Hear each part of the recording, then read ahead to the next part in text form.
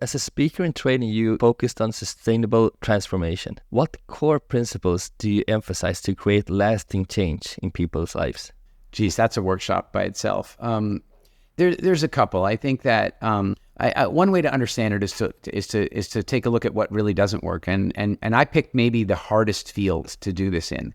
If you want to create, lasting change in athletes who want to excel, who want to win a gold medal, who want to win the championship, then you have highly motivated clients, and it's a lot easier to stimulate behavioral change for those people because they're highly motivated.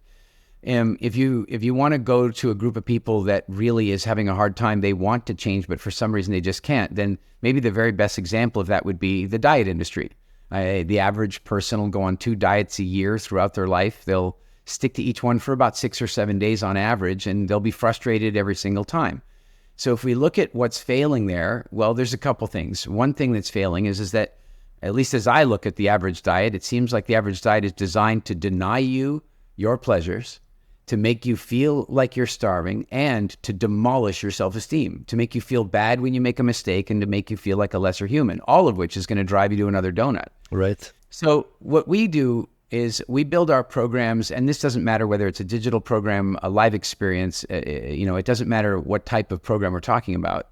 It's an experience. And when we design experiences, we design them using something called behavioral change dynamics, which is a series of organizing principles and filters through which content can be delivered in a really sticky way. And I'll give you 2 basic examples. One's very obvious, and that's incremental learning.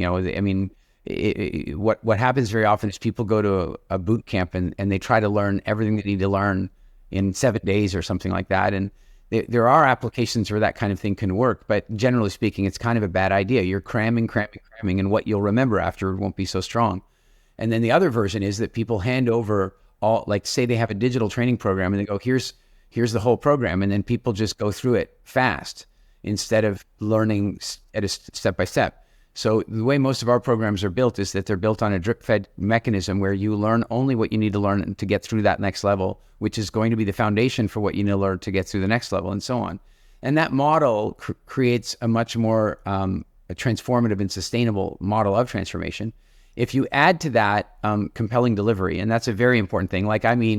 You need a presenter who is gregarious and charismatic and can tell stories really well and all that kind of stuff. And if you do that, then it becomes edutainment, right? It becomes an entertaining educational transformation, and that's very effective. And then another big part of it is that any training program should be, at least in my estimation, should be based on the premise of the consistent and continual growth of the student's self-esteem.